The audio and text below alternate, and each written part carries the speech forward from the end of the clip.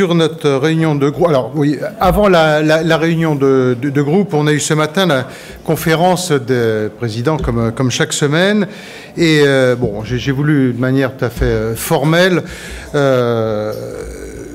évoquer avec Claude Barthelone sa candidature à la présidence de la région Île-de-France. C'est quelque chose qui n'est pas anodin. Ça pose de vrais problèmes. Ça pose un problème institutionnel et des problèmes de bon fonctionnement de notre Assemblée. Et donc j'ai évoqué ce matin en conférence des présidents les différents sujets, que ce soit celui des réceptions à l'hôtel Lasset, que ce soit ceux de ces déplacements, que ce soit l'utilisation également de la réserve parlementaire de la présidence, que ce soit aussi la question de son déport de la présidence, à quel moment, de quelle façon ça va se faire. J'entends bien qu'il y a la campagne officielle, mais le sujet, c'est pas la campagne officielle, c'est la campagne effective. Et on sait tous qu'elle n'a rien à voir avec la campagne officielle. Donc j'ai souhaité évoquer tout cela ce matin en conférence des présidents et je vais le formaliser à nouveau au nom de mon groupe par un courrier qu'on va adresser à Claude Barthelone sur, disons, le cahier des charges en quelque sorte de la transparence et du cloisonnement entre son action de candidat et celle de président de l'Assemblée, puisque bon, il est en charge entre autres de la sérénité de nos débats et donc son rôle est éminent. Bon, vous êtes tous des observateurs avertis de l'Assemblée, vous savez quel est le rôle du président de l'Assemblée, et qui n'est pas le représentant d'un camp, mais qui est le représentant de l'ensemble des députés. Donc, bon, ça pose un vrai sujet. Il vous a répondu ? Oui, je pense que ça mérite davantage de précision, sa réponse. Mais ce que je comprends, j'ai voulu le poser ce matin formellement, mais c'est pour ça que je souhaite le faire par écrit, de façon à ce qu'il y ait des réponses précises aux différentes questions. Vous ne demandez pas sa démission? Non, ça c'est sa décision. C'est à lui de voir au regard des règles éthiques qu'il se pose s'il peut assumer les deux. C'est sa décision. Lui il nous a dit la loi, rien que la loi, et donc la loi aujourd'hui ne l'oblige pas à démissionner. Mais c'est une décision personnelle, ça. Donc... Et puis, sinon, autre sujet sur lequel on était ce matin en réunion de groupe, d'ailleurs essentiellement là-dessus, c'est sur la réforme des collèges. Le sentiment général, c'est on a aimé Peillon, on va adorer Belkacem. On est parti sur un remake de la réforme des rythmes scolaires, c'est-à-dire les enseignants opposés, les parents opposés, et peu importe, on s'enferme dans une bonne doctrine bien sectaire, et peu importe ce qui se passe autour, j'avance. Et cette attitude sur un sujet comme celui-là est ressentie d'ailleurs par tout le monde comme profondément choquante. C'est-à-dire avoir une ministre qui refuse toute discussion, tout débat, qui dit de toute façon parlez toujours, on ne changera pas d'un pouce, parce que la réalité c'est cela, enfin, c'est de cette manière en tout cas dont elle affiche les choses. Qui plus est, cette réforme est en train de devenue un vrai sujet diplomatique avec nos amis allemands, qui le considèrent à juste titre comme une mauvaise manière qui leur a été faite, notamment sur les classes bilingues. Je vous rappelle, ces classes bilingues avaient été mises en place il y a quelques années.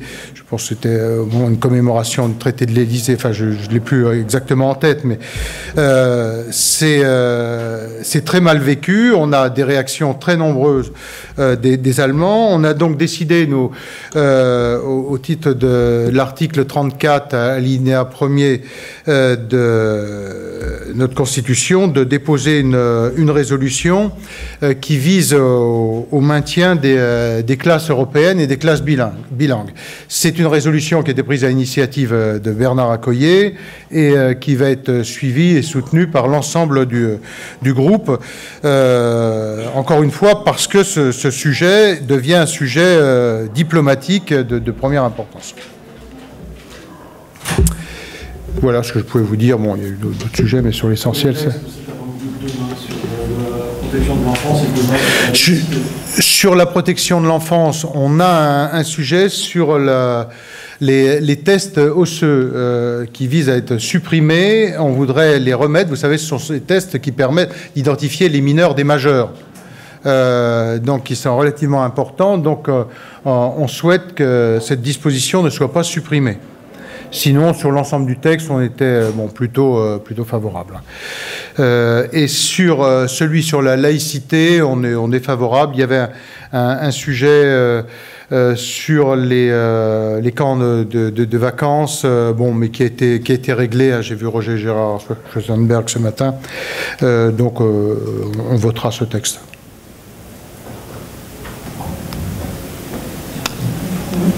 C'est bon ? Sur la présidence de Claude Barthelone, est-ce que vous pensez que vous réclamez d'ores et déjà qu'à partir du moment où, à la rentrée par exemple, il allège son calendrier de président? Comment vous voyez les choses?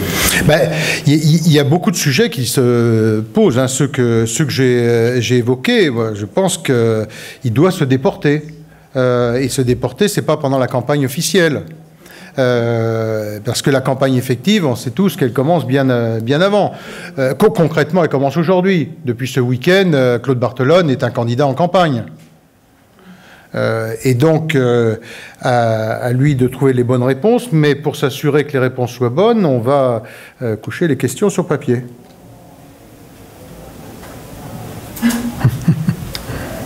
Mais on voit pas bien la différence entre démission et déport. C'est différent.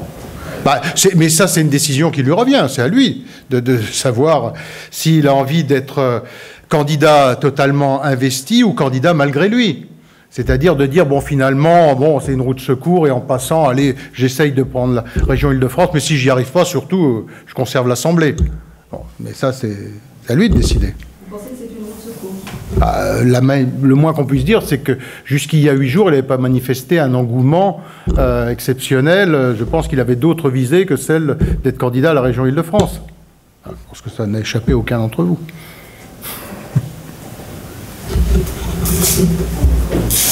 Un mot sur